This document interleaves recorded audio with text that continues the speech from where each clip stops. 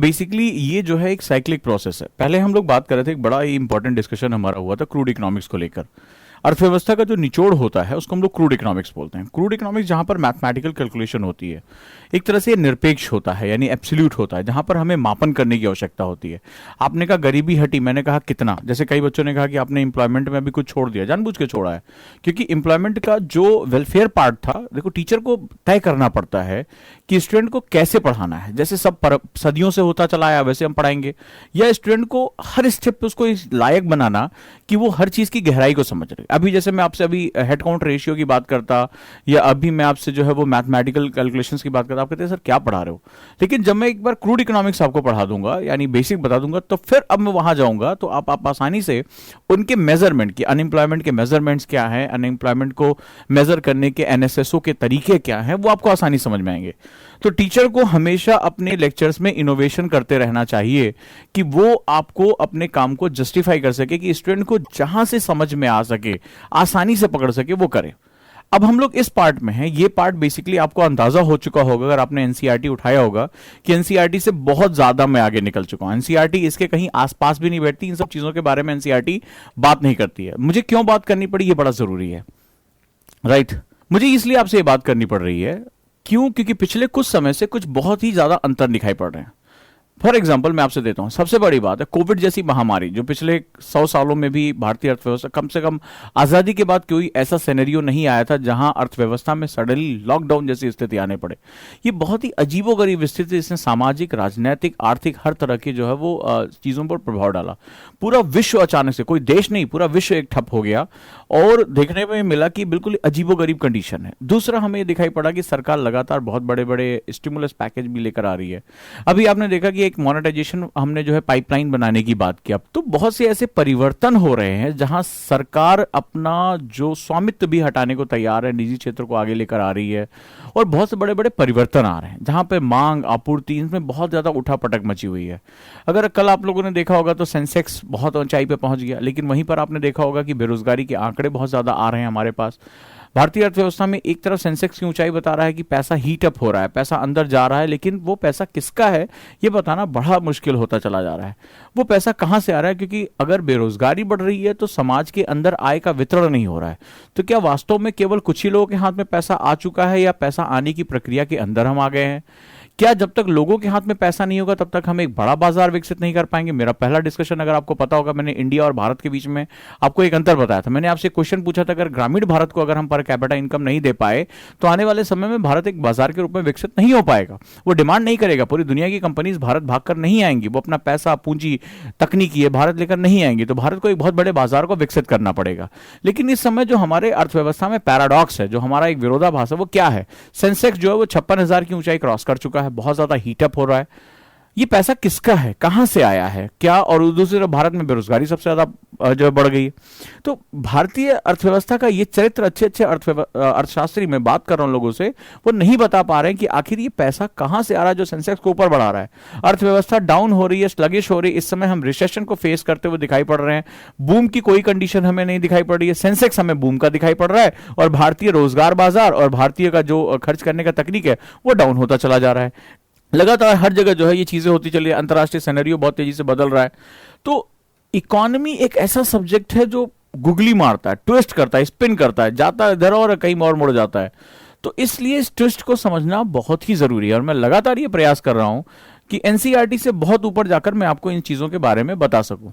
तो अब हमें सबसे पहले समझना पड़ेगा, जैसे हमने एक साइकिल समझा था, cycle of vicious circle of poverty and cycle of prosperity, जहां पर हमने income, market, savings, consumption, investment, इन सबको लिंक करके समझा था।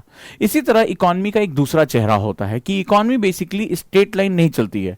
इकोनॉमी में कई बार उछाल दिखाई पड़ता है, हमारे जीडीपी ग्रोथ बहुत ऊपर आ जाती है, फिर कई बार हम नीचे की तरफ जाते हुए दिखाई पड़ते हैं, कई बार हम संकट के दौर से गुजरते हैं, कई बार हमें प्रॉस्पेरिटी दिखाई पड़ती है।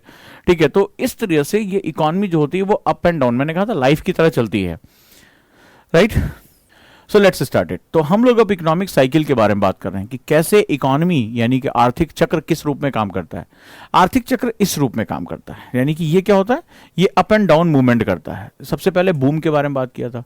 ये वो टाइम होता है जब सेंटिमेंट्स आ रहे होते हैं, यार इकोनॉमी बूम। अगर आज आप लोगों ने एडिटोरियल पढ़ा होगा तो एक एडिटोरियल आया है, ठीक है, बड़ा अच्छा इंपॉर्टेंट एक ट्वीट आया है कि सेंसेक्स का ऊंचा जाना लोग जो है ना लॉटरी टिकट ना समझें।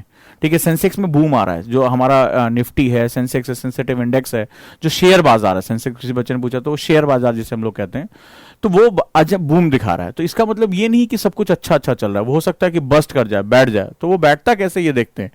हमने देखा कि बूम में हम ज्यादा उत्पादन करते हैं, हमें लगता है वाह मेरा सामान बिकने वाला है, सब कुछ है। कोरोना से पहले ऐसा लग रहा था कि इकॉनमी जो है वो अचानक से, हम ही फंसे थे। मैं आपको बताऊं कि हमने 9 मार्च को अथर आमिर आए थे, सेमिनार हुआ था, हमने बत्रा सिनेमा हॉल बुक किया था।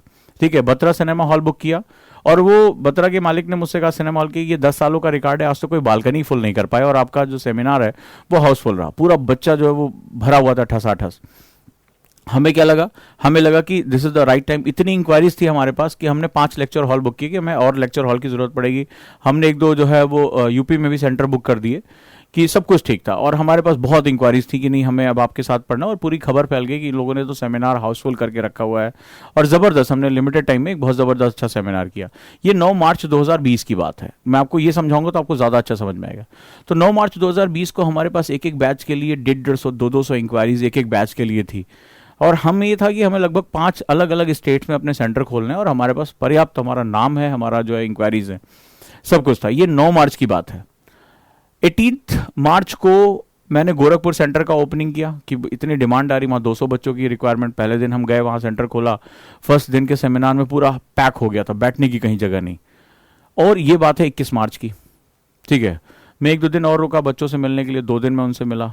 मुझे लगा कि चलो कोई बात नहीं, हमें नहीं पता था, मैंने ज़िंदगी में नहीं सोचा था कि ट्रेनें भी बंद होती हैं। मैंने अपनी लाइफ टाइम में कभी पूरे ऑल इंडिया को इस तरह से सडनली पैक होते हुए नहीं देखा। और इत्तेफाक ऐसा रहा कि मुझे 26 को लौटना था वहाँ से, 26 मार्च को लौटना था। और 25 मार्च को शाम को 8 बजे एक सज्जन आते हैं, वो कहते हैं कि देश में अब लॉकडाउन रहेगा, जो जहाँ है वहीं बैठ जाए।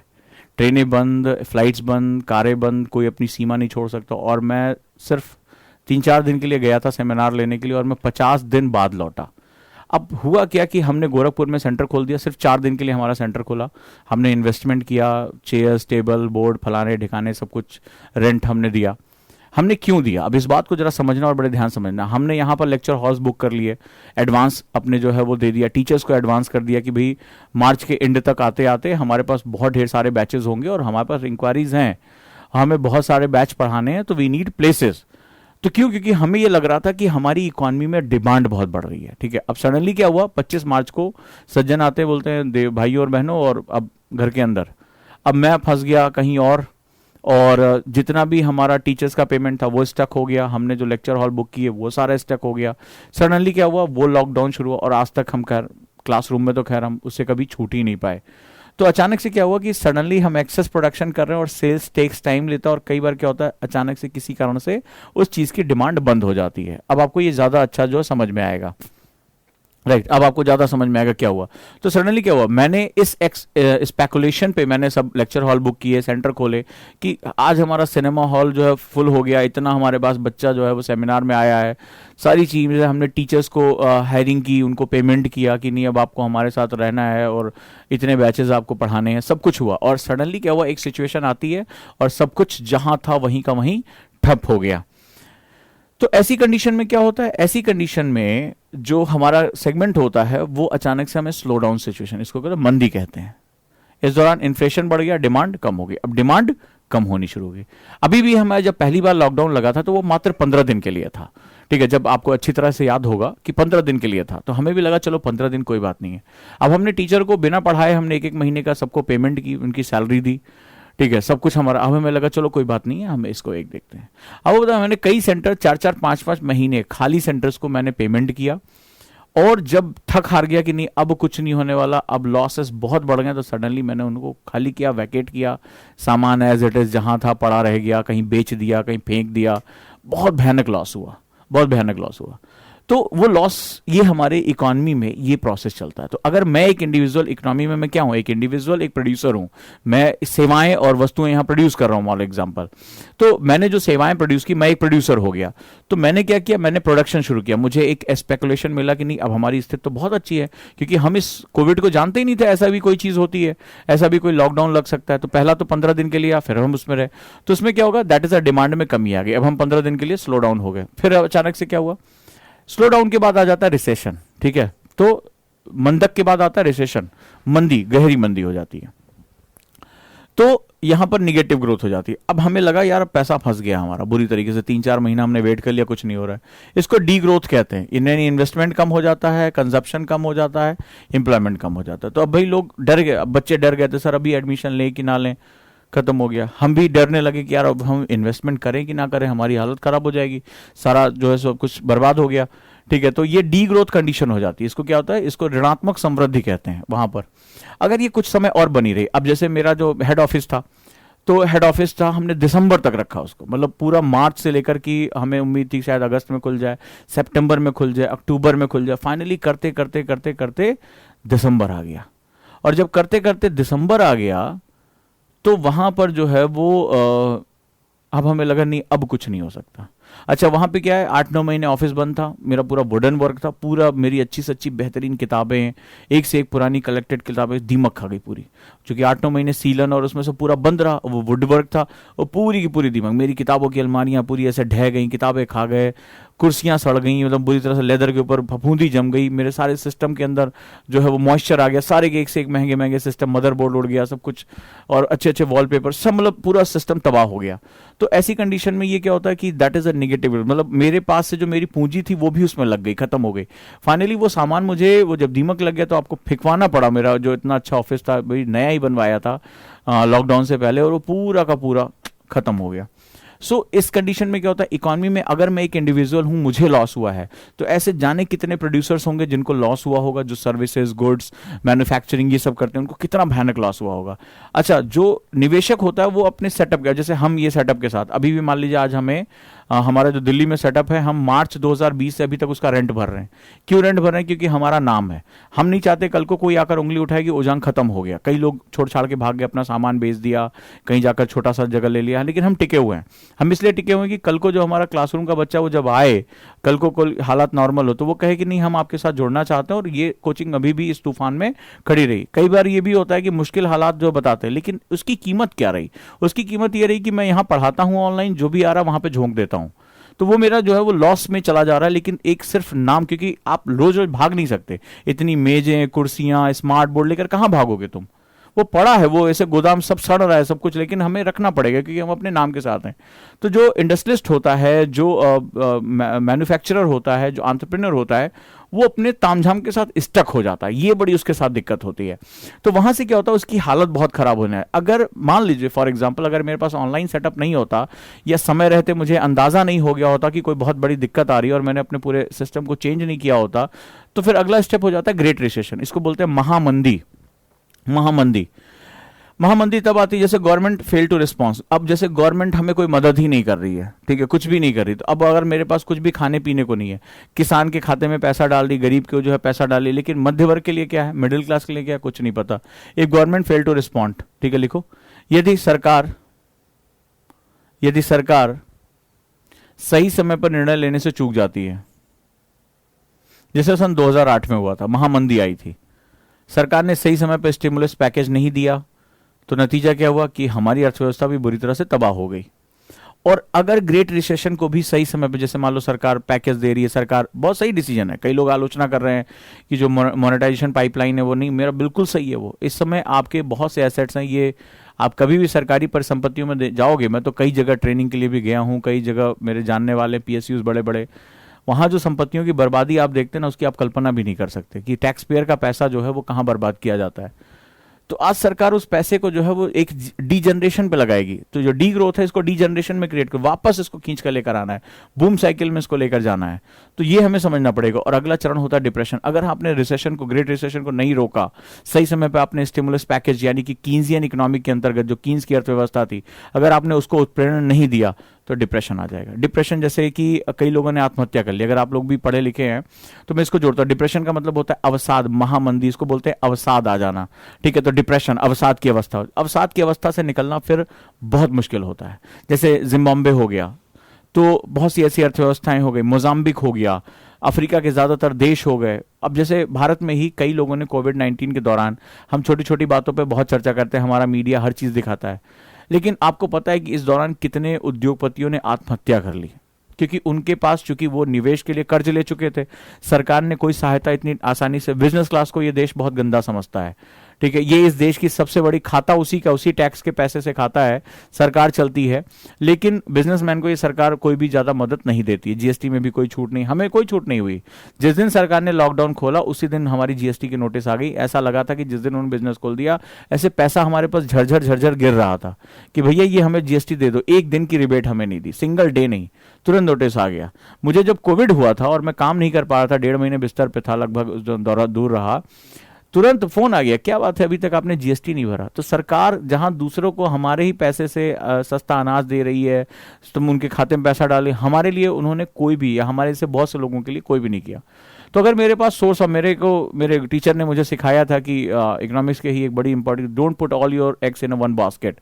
तो उन्होंने बताते ओजंग, कभी जिंदगी में अपने सारे अंडे एक टोकरी मत रखना, फूट जाएंगे। तो इसीलिए ऑनलाइन ऑफलाइन ये सारा तामझाम हमने सही से कर लिया और हम सर्वाइव कर गए। अदरवाइज शायद ये होता कि हम डिप्रेशन में चले जाते। नतीजा क्या होता है, मतलब हम खत्म हो जाते, भाग जाते, दिवालिया हो जाते, फिर वहां कानूनी केस होता, पैसा लेके बहुत से लोग भाग गए, इस समय कोई बड़ी बात नहीं है, तो डिप्रेशन आ जाता है। तो इट गोज फर्दर, इसको हम लोग बोलते, जैसे ग्रीस में हुआ था, ग्रीस में सन 2012 में ग्रीस संकट का नाम सुना, उसको डिप्रेशन बोलते हैं, इसको डिप्रेस इकोनॉमी बोलते हैं, ठीक है। तो वो उससे निकलना फिर बहुत मुश्किल हो जाता है, लंबे समय तक अर्थव्यवस्था गर्त में चली जाती है। तो क्या हमने देखा कि बूम होता है, स्पेकुलेशंस होता है, स्लो डाउन, यानी अर्थव्यवस्था धीरे धीरे कम पड़नी, मंद पड़नी शुरू हो जाती है। अगर यहाँ पर सही समय पर इसको ध्यान नहीं दिया गया तो रिसेशन आ जाता है। रिसेशन को हम लोग निगेटिव ग्रोथ कहते हैं, ज्यादातर इंडियन इकोनॉमी इस समय इसी के माध्यम से चल रही है। अगेन, अगर यहाँ पर सरकार ने पैसा नहीं डाला तो सरकार को, अब जैसे अभी आप लोग, कई लोग कह रहे हैं कि सरकार सब बेच दे रही है, चोरी चोरी मोदी सरकार, नहीं, मोदी का मैटर नहीं है, ये बिल्कुल सही स्टेप लिया गया है। क्योंकि अगर हमें पैसे को फ्यूल नहीं किया, हमने कीन्ज़न इकोनॉमी के अंतर्गत पैसे को नहीं डाला, अब सरकार के पास पैसा कहां से आता है? सरकार का जो सबसे बड़ा पैसा होता है टैक्स से आता है। कौन है सबसे बड़ा टैक्स लायबिलिटी? जो कॉर्पोरेट सेक्टर है, जो उद्योगपति है, जो एंटरप्रेन्योर है, सबसे ज्यादा गवर्नमेंट को टैक्स भरता है, सबसे ज्यादा हमारे ऊपर कॉर्पोरेट टैक्स का जो है बर्डन वो बहुत ज्यादा है। हम जीएसटी भरते, कॉर्पोरेट टैक्स भरते, पर्सनल टैक्स, सरकार हमसे 100 रुपए में से 35 रुपए ले लेती है।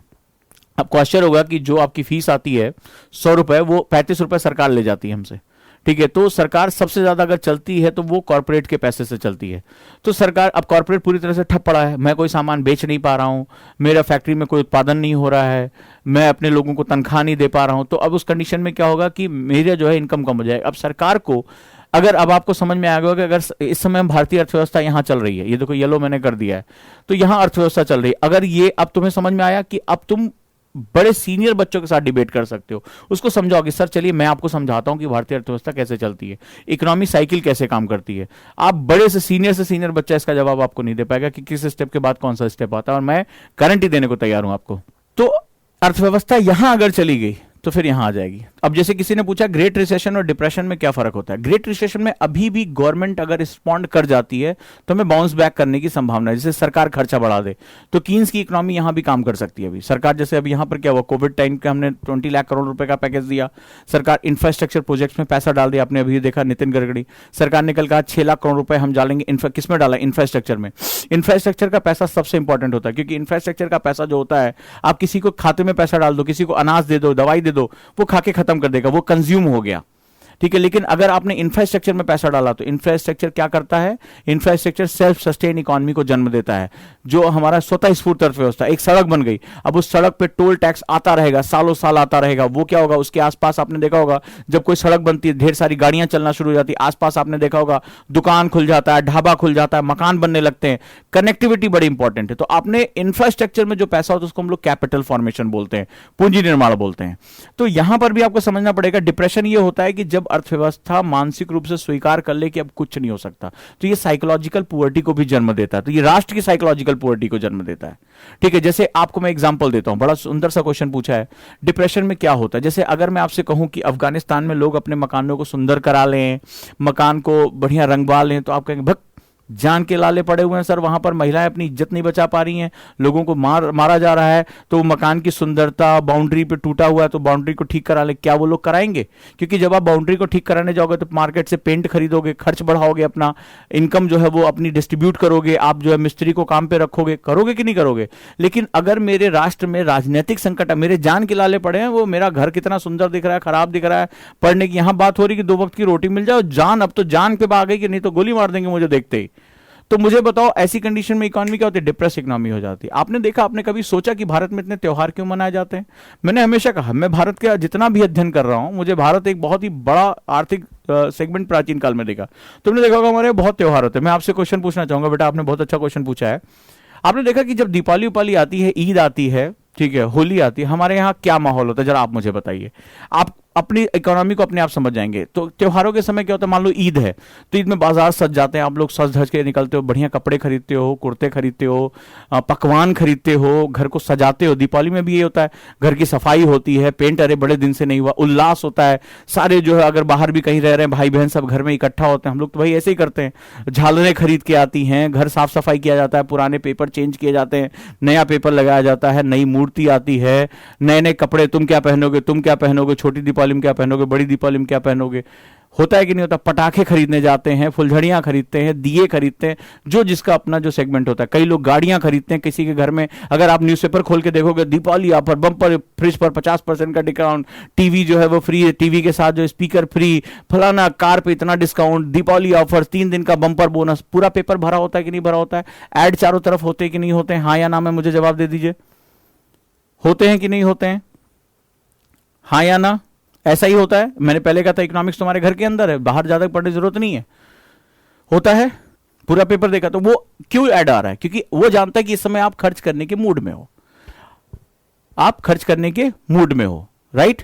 घर में उल्लास का माहौल होता है। जैसे मैं हर साल और हम जरूरत से ज्यादा भी खर्च कर देते हैं। जैसे मेरा भाई है छोटा, तो उसको पटाखों का बड़ा शौक है और मैं पटाखे नहीं चलाता, तो वो क्या होता है, चोरी छुपे जाता है पटाखे खरीदने के लिए। तो जैसे अब तो खुद ही भी कमाता है तो कोई दिक्कत नहीं है, तो बड़े बड़े बम और ये सब दुनिया भर का उसको लाने का शौक होता है। तो जैसे पिताजी उसको बोलता है चलो यार 100-200 लोग फुलझड़ी वुलझड़ी लेते आना, वो जाता है 1000-1000 2-2000 रुपए के बम बम खरीद के लेके चले आता चुपचाप चोरी छुपे।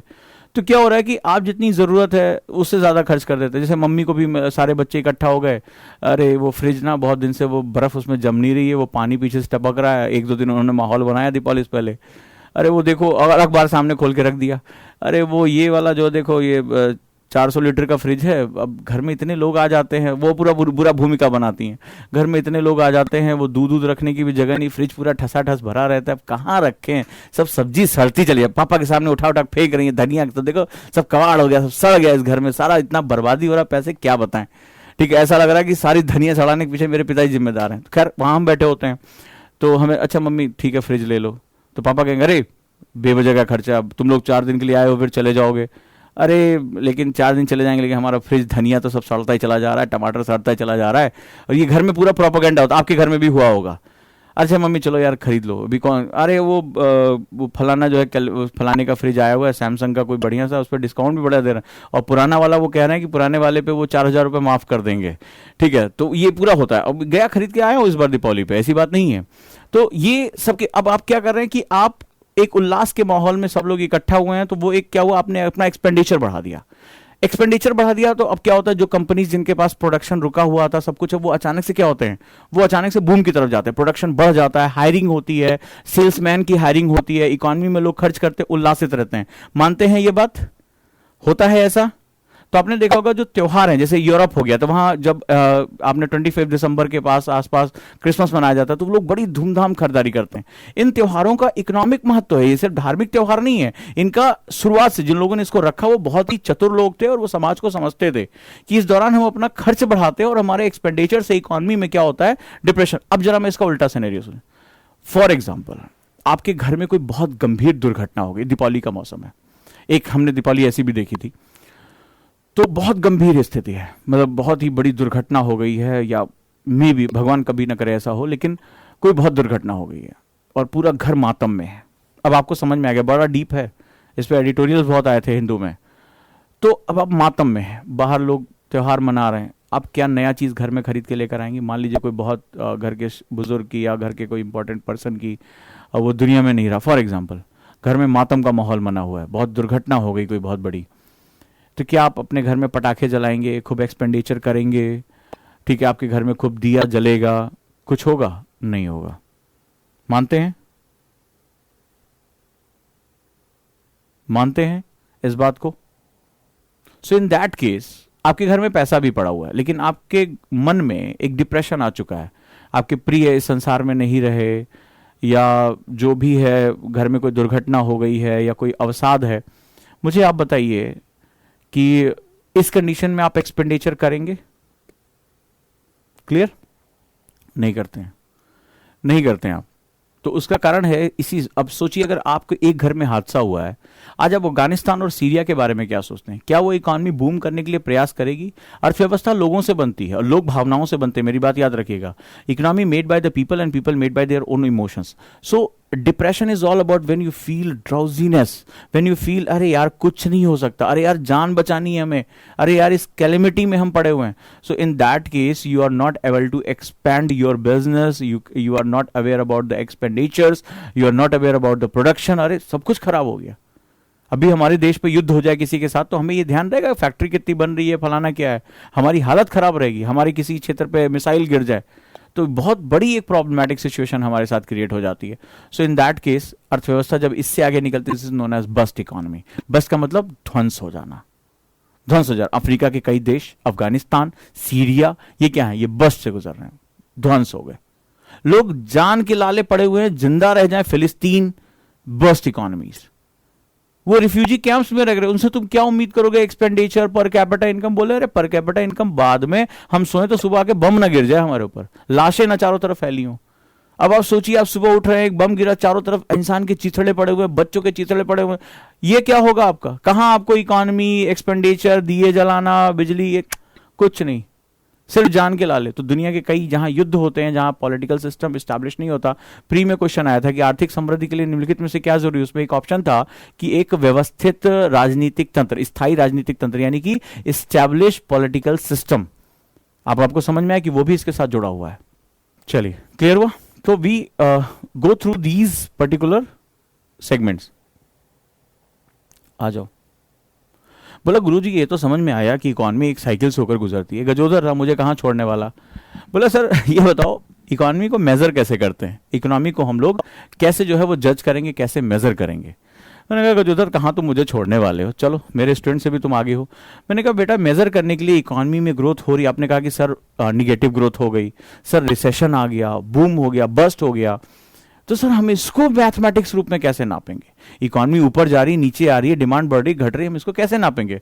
मैंने कहा गजोधर इसको नापने का सबसे अच्छा तरीका है, हम बात करते हैं कुछ मेजरमेंट्स को लेकर, और उसमें पहला मेजरमेंट है जीडीपी, ग्रॉस डोमेस्टिक प्रोडक्ट। लिखो जीडीपी, ग्रॉस डोमेस्टिक प्रोडक्ट, यानी कि फॉर्मूला नहीं बताऊंगा, ट्रिक बताऊंगा। यूपीएससी फार्मूला नहीं पूछता है, वो लोग जो फार्मूला बैठ के लिखते हैं ना कि x - m, यूपीएससी के लिए वो कोई मैटर नहीं करता। अब देखो यूपीएससी पूछता क्या है वो तुम्हें बताऊंगा।